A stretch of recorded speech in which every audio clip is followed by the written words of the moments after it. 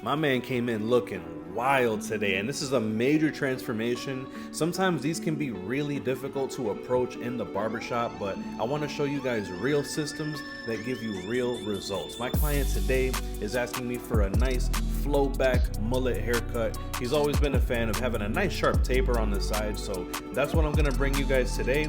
Simple systems, something efficient that you can follow every time you have this type of hairstyle come into your chair. So we're gonna start off using this wide tooth comb. Now for me, I like using the wide tooth comb to start because the more space that you have in between your teeth, I feel like the more hair you can handle at a time. Now notice I'm starting from the bottom and I'm working my way up. The thing is that depending on how they come in with their hair, they can have some pretty serious tangles. So if you start combing from the ends, loosen up those tangles on the ends and slowly work your way up to the root. That'll be the most comfortable way for you to be able to brush through your client's hair. As usual, I also like to make sure that I have it split from the crown in the back all the way to the where the natural growth pattern splits at the front hairline. And then we can saturate the hair to get ready to cut.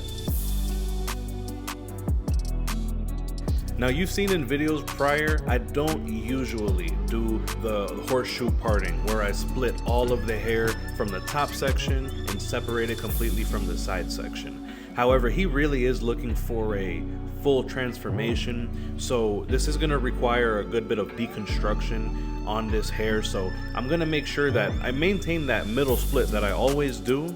However, I am going to take the hair from the recession, from his corner, straight back to that crown, and I'm going to clip away that section of hair. I'll do the same for the other, that way we can focus on the debulking of the rest of the length. So you guys already know too, the clippers, the trimmers that I use from Stylecraft from Gamma, you can access at a discount using my code TitoCuts. And also the styling powder that we're gonna put together the mullet with at the end by Tune45, same discount code TitoCuts. Save some money on that so that way you can increase your profit margins when you sell that to your customers. So since we're gonna go through, comb it out, cut the perimeter, I wanted to make sure that I resaturated the hair before we go in and start cutting this. Now this cut is going to be determined on how much hang time you want from the mullet at the very bottom. This is going to be a very layered, very textured style. I barely wanted this thing touching his shoulders, so I started cutting that very bottom perimeter, and then we'll be able to layer according to that length.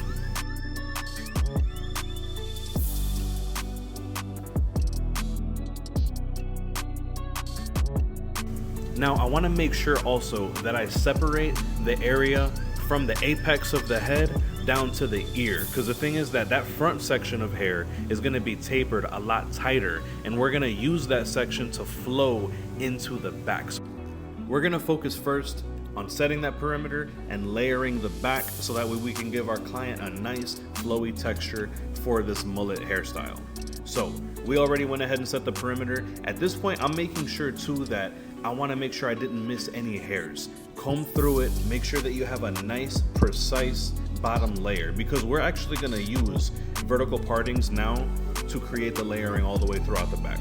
So if this foundation is set correctly, and notice how I tilted it up just a little bit towards the ear, I'm already starting to create that flowy shape, that flowy style.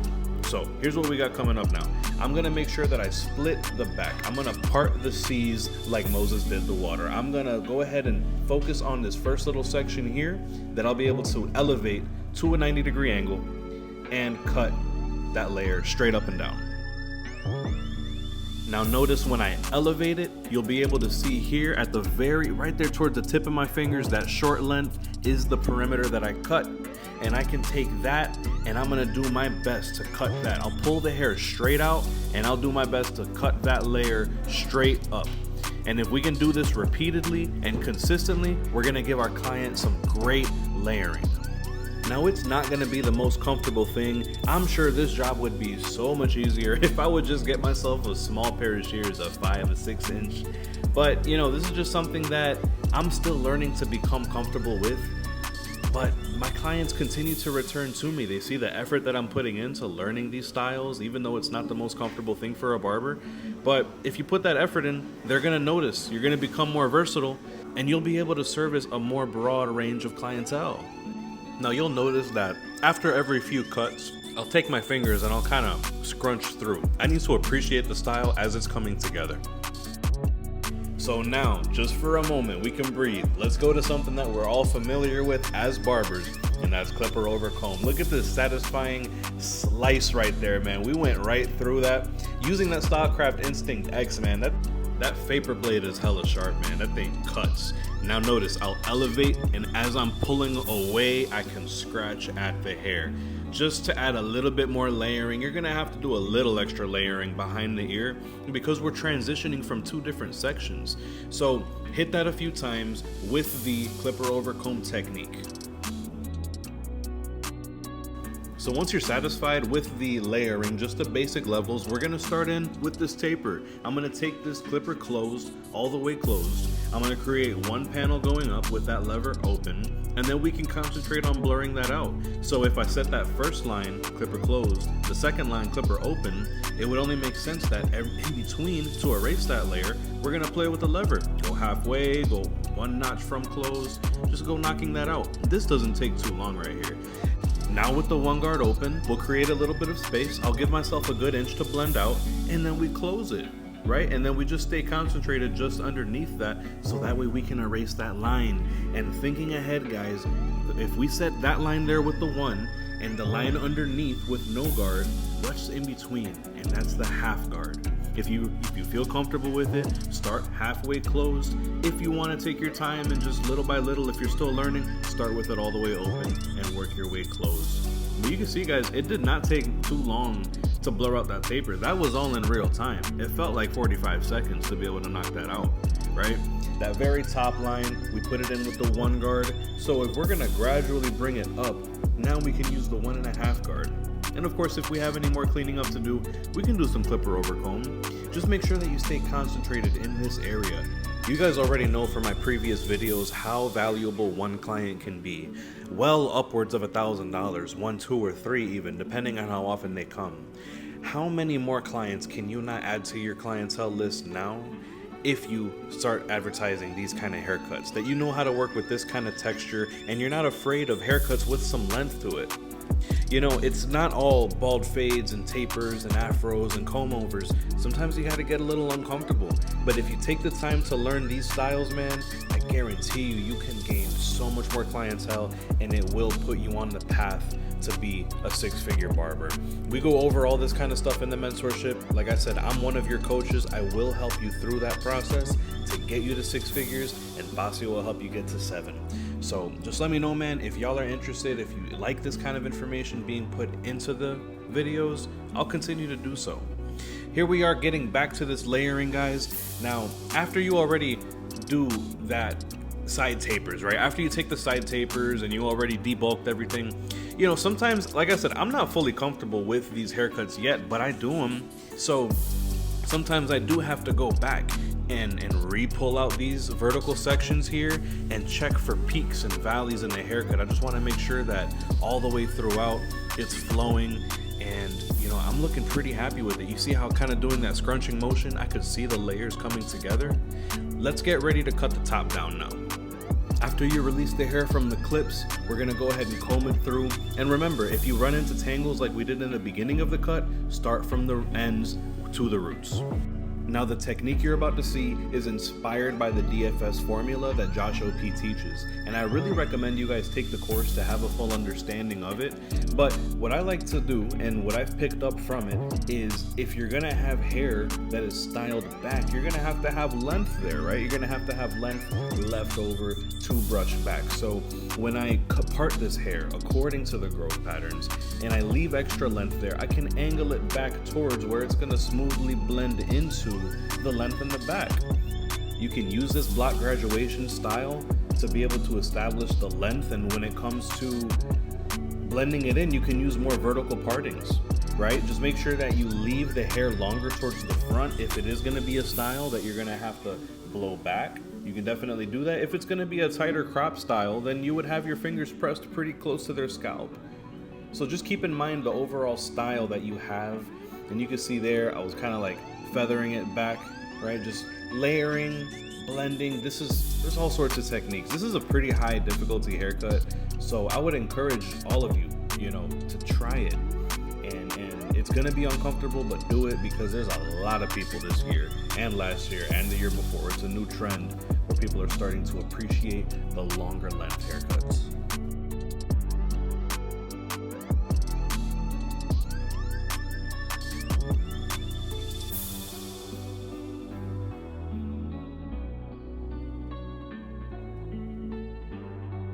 Brushing all the hair forward, you're going to be able to see these lines, right, that are directly correlated to the teeth in your comb. Ride those lines, because you're going to have to create a mohawk shaped parting, and this is the parting that we're going to use to be able to determine the length of the hair. That's where consultation comes in. Do I want ½ inch taken off? Do I want 6 inches taken off? That information that you collected in the beginning of the haircut, this is where you're going to use it. So you'll pick the hair straight up, and you're gonna establish the length based on your consultation. So chop that all the way across, and I'm gonna show you next how to connect this to the side and why we do it. It may seem unorthodox, but it is the best, most efficient, easiest way to cut the scissor length on top.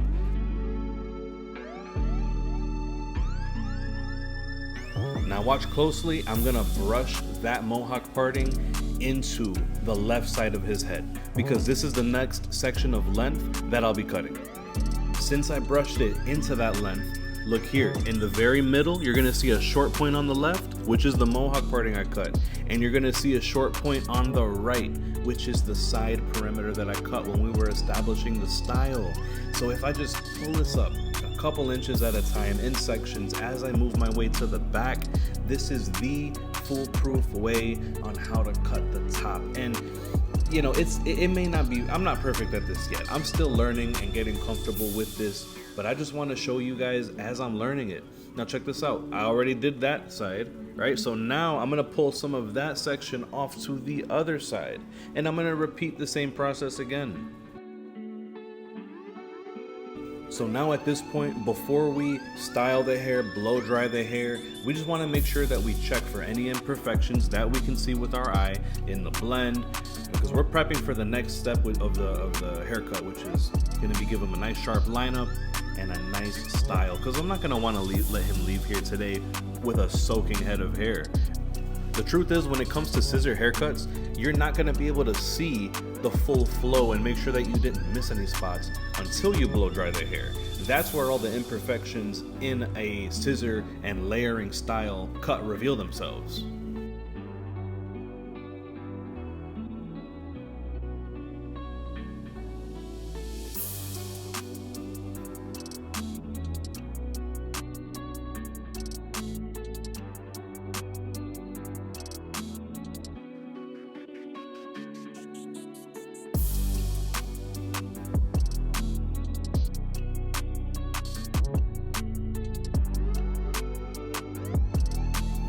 Now, I don't know if there's a perfect, proper way to blow dry. Like I said, I was brought up in the barbershop. I never really spent much time at the hair salon. Actually, I did start my career at Great Clips. And if you guys want to hear that story, please drop a comment below and let me know. So, like I said, that only lasted for a little bit. Most of my time I was in the barbershop, so I wasn't really around a whole lot of barbers that knew how to blow dry. But what I do know is that if you apply high speed and high heat while you're brushing the hair into the style, please make sure that you don't burn your client's skin. The thing is, you got to make sure that you kind of test and you feel for it. Make sure that you're not applying too much heat at their skin, because these machines can get extremely hot.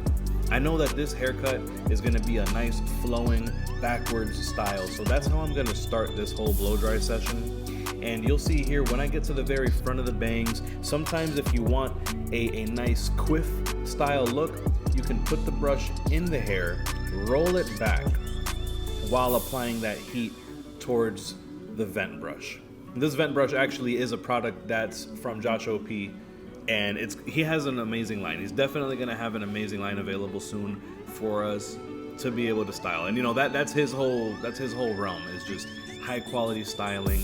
And right here you're going to be able to see that twisting back motion that I was referring to. That pulling back motion, you brush through, you roll that thing in the hair, so that way that can help you create a little bit more flow.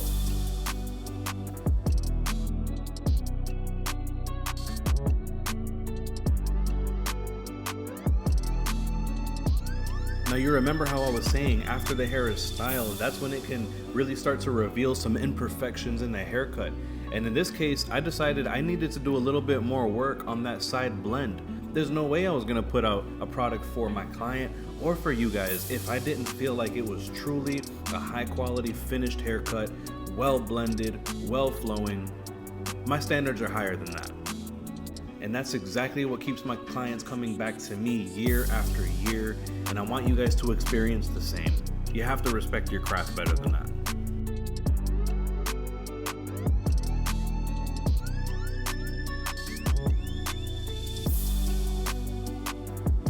Now you may notice here that the vent on my actual blow dryer came off, and that's because I'm no longer doing directional blow drying where I'm really trying to feed the hot air into the brush. I'm very much now doing just general blowing air in that direction while scrunching it with my fingers, because I'm just trying to add more texture. Like I said, I'm sure there's better techniques out there. I'm sure that, you know, other people can teach you a little bit more precision work when it comes to this, but this is what I've been able to put together, and this is what I wanted to share with you guys as I'm learning it. Guys, the haircut is done, the detailing is finished. Now I'm gonna go in with my Tomb 45 pure powder, and this is one of the most, in my opinion, effortless, easygoing products to style your hair. Whenever you want to have that messy flow, I want volume, I want to add a little bit of texture to my hair, this is my go-to product. And you can see just 2 or 3 sprays and a little bit of scrunching motion throughout the hair is able to add huge texture, huge volume, and it's honestly one of my best sellers in the barbershop. I'm gonna start experimenting now with like the Tomb 45 clay and a couple other products, but man, as far as simplicity goes, you know, when you're selling a product to a client, you want to show them how easy it is for them to achieve the style that they want at home. So this is me during the styling, and this is what the finished product looked like after I finished cleaning them up, guys. Thank you so much for tuning into this video. So don't forget to like, share, subscribe, and leave any comments if you have questions or if you have feedback on this video today. Thank you guys, and I'll catch you really soon on the next video.